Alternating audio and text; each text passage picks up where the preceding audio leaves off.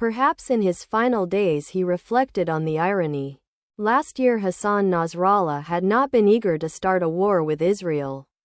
Hezbollah's leader felt dragged into it by Yahya Sinwar, the head of Hamas in Gaza, who had declined to consult his allies before his men attacked Israel on October 7. But Nasrallah joined the war anyway. His own rhetoric left him little choice. Almost a year later, that decision would cost him his life. His assassination on September 27 was among the most momentous events in a momentous year. The worst massacre in Israel's history led to the deadliest war in Palestinian history. Iran's first direct attacks on Israel.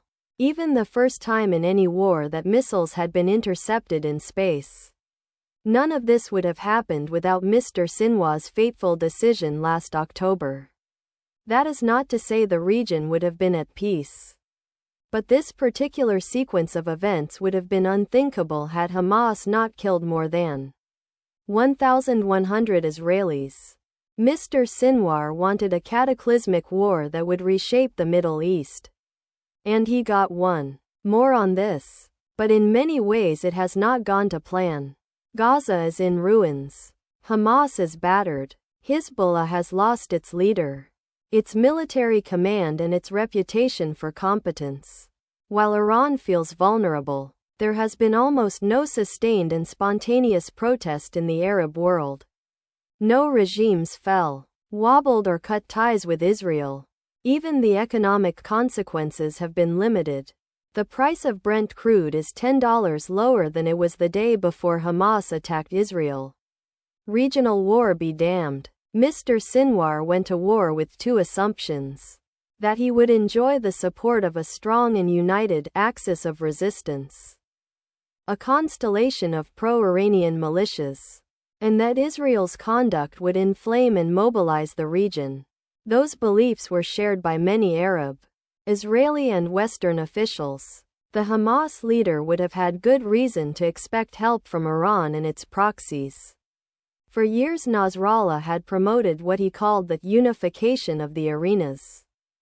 The idea that Iran-backed militias had forged a tight alliance and would coordinate to fight together against Israel and America. Battle-hardened from years of combat in Syria, Hezbollah would be primus inter pares. Israeli strategists were convinced by such talk. They warned that a ring of fire was encircling their country. Yet when it came time to test the idea, Nasrallah was hesitant. An overwhelming majority of Lebanese, including around 50% of his Shia constituents, opposed going to war to support Gaza. Nor were his Iranian patrons enthusiastic. Hezbollah's arsenal was supposed to be preserved as their shield against a possible Israeli attack. They did not want to jeopardize that arsenal in order to protect Hamas. Nasrallah settled for a half measure. A campaign of short-range missile fire that depopulated a slice of northern Israel but failed to halt, or even slow, Israel's war in Gaza. It was hardly the full-throated support that Mr. Sinwar expected. When Hamas officials met their Iranian sponsors in the weeks after October 7, they complained about the lack of help. The Houthis in Yemen were more eager to join the fight, but they had their own limitation: distance. Hezbollah could threaten to saturate Israel's air defenses with short-range missiles and send its elite militants across the border. The Houthis could hit Israel directly only with a small stockpile of missiles and slow-moving drones with the range to fly 2,000 kilometers to their targets. Those can still be deadly, like the drone that hit a Tel Aviv apartment block in July, killing one person and wounding 8 more. But they are hardly enough to sway the course of a war. Iran and its proxies were victims of their own hype. For all their talk of unity, the axis of resistance is a network of disparate militias that operate out of failed or failing states. The past year has shown that they do not share the same interests, and that many have only a limited ability to wage a long-distance war. That leaves Iran in an uncomfortable position. The militias were meant to fight on its behalf, allowing Iran to stay out of direct conflict with Israel. Yet now the Islamic Republic feels compelled to fire ballistic missiles at Israel to avenge attacks on those militias, a step that will surely invite Israeli retaliation. Its shield has become a liability. If Hezbollah was an immediate disappointment, it still seemed, in the early days of the war, as if another of Mr. Sinwar's predictions would come true.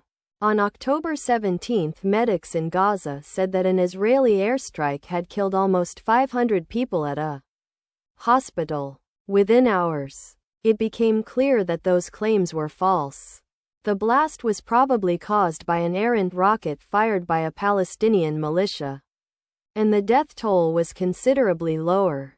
By then, however, the news had already sparked big protests in Jordan, Lebanon, Tunisia and the occupied West Bank.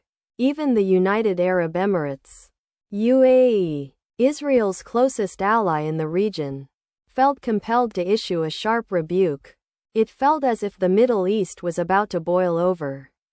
Arab and Western diplomats spent the night fretting about regional stability and wondering if they would need to try to restrain Israel.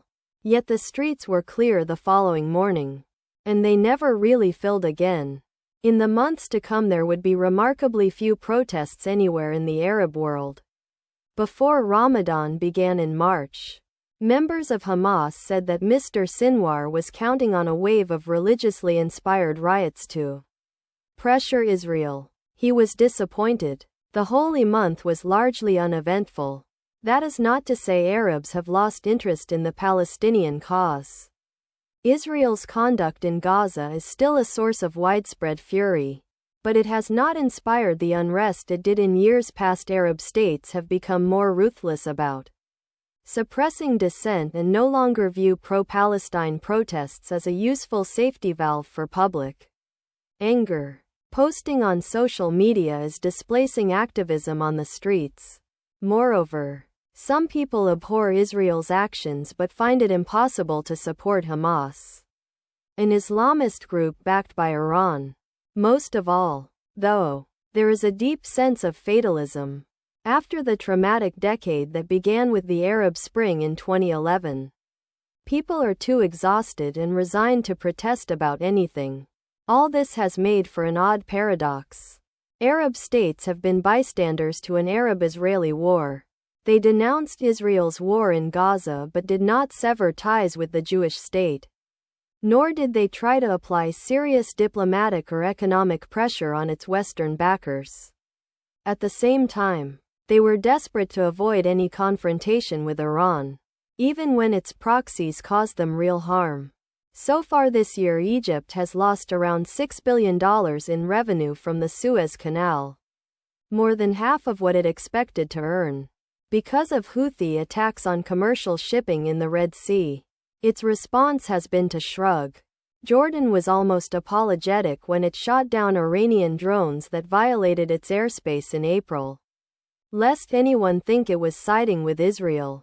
Saudi Arabia and the UAE, the most influential Arab countries, have found themselves juggling a range of contradictory feelings. They worry that Israel's actions in Gaza will stoke religious fundamentalism in the region. But they also see Hamas as a fundamentalist group that should be extirpated. They are happy to see Iran and its proxies brought low, but are nervous that a widening conflict would reach their shores. In public they call for a ceasefire. In private they fret about a deal that would strengthen their enemies. For almost a year these forces combined to produce a sort of stasis. The war stayed largely confined to Gaza and a narrow strip of land along the border between Lebanon and Israel. Life was intolerable for 2 meters hungry, displaced Gazans, and miserable for hundreds of thousands of displaced Israelis and Lebanese. The rest of the region could seem deceptively normal. Until August it was possible to sit by the beach in Lebanon and pretend that Israel and Hezbollah were not bombing each other a few miles away. Thousands of Lebanese expats returned and spent their summer holidays doing just that. A war that was meant to reshape the Middle East instead ground into a localized stalemate. And it was possible to imagine that it would end with a return to the status quo ante. The events of the past month seem to have put an end to that stalemate. In Lebanon, the decapitation of Hezbollah, a militia cum political party, offers a chance to loosen its stranglehold on politics. A good place to start would be for Parliament to select a president, filling a post that has been vacant for 2 years because Hezbollah and its allies insisted on choosing a crony. That vacancy has made it impossible for Lebanon to appoint a new government or fill key security posts. Choosing a president could happen only with the assistance of Nabi Berri, the longtime Speaker of Parliament, both an ally and a rival of Hezbollah. They compete for support among the same Shia constituency. Mr. Berri insists that he will not convene lawmakers for a vote until the war ends. Perhaps this is because even a weakened Hezbollah may still be too strong a force for other Lebanese factions to challenge, especially if it regains a measure of popular support for fighting the Israeli ground invasion. In neighboring Syria, Bashar al-Assad sees an opportunity. Although he owes his survival to Hezbollah, which sent fighters to prop up his blood-soaked regime in 2012, he kept mum last month as Israel hammered the group. It took him 2 days after Nasrallah's assassination to issue a lukewarm condolence. Instead, he is reaching out to Gulf states and hinting that he might distance himself from Iran. Skepticism is warranted. Mr. Assad, like his father, is adept at playing off all sides against each other. But he hopes the mere promise of backing away from a diminished Iran will ease his global isolation. A decade ago, Gulf states might have been eager to try to steer the Levant in a new direction. But today's monarchs are less interested in playing in this region's politics, especially when it requires sending billions of dollars in aid. The Saudis have largely written off Saad Hariri, a former prime minister and once their main client in Lebanon, as a lost cause. Too weak and unpopular to lead the country, they will be even more reluctant to get involved in any fighting. Whether as part of a peacekeeping force in Lebanon, an idea that some Western diplomats have mooted, or as part of a coalition against Iran. Some media outlets linked to Iran's Islamic Revolutionary Guard Corps have already suggested that it might attack Gulf states in retaliation for possible Israeli or American strikes on Iran's oil facilities. That may well be an empty threat, since it would almost certainly invite a fierce American-led strike in response. Even so, the Saudis and Emiratis will be rather hesitant about calling Iran's bluff. Policymakers in America and Israel are already crowing about the chance to craft a new Middle East. The region is hard to change, though, and it rarely changes for the better. Gulf states fear they will wind up being soft targets for a cornered Iran, and they see little upside in taking such risks. In a speech last month, Mohammed bin Salman, the Saudi crown prince, said that the kingdom would not recognize Israel until the Palestinians had a state. It was the first time he made such a declaration. Prince Mohammed does not care much for the plight of the Palestinians. That he felt compelled to distance himself from Israel is a sign of the risk-averse mood across the Gulf. Moreover, it is plain to see that Lebanon's ossified sectarian politics may prove hard to reform and that Syria's cynical dictator is showing no sign of changing his ways. Other countries in the region, such as Egypt and Jordan, are too weak to exert much influence. Even at such a dramatic moment, the Arab states may remain mere bystanders to history.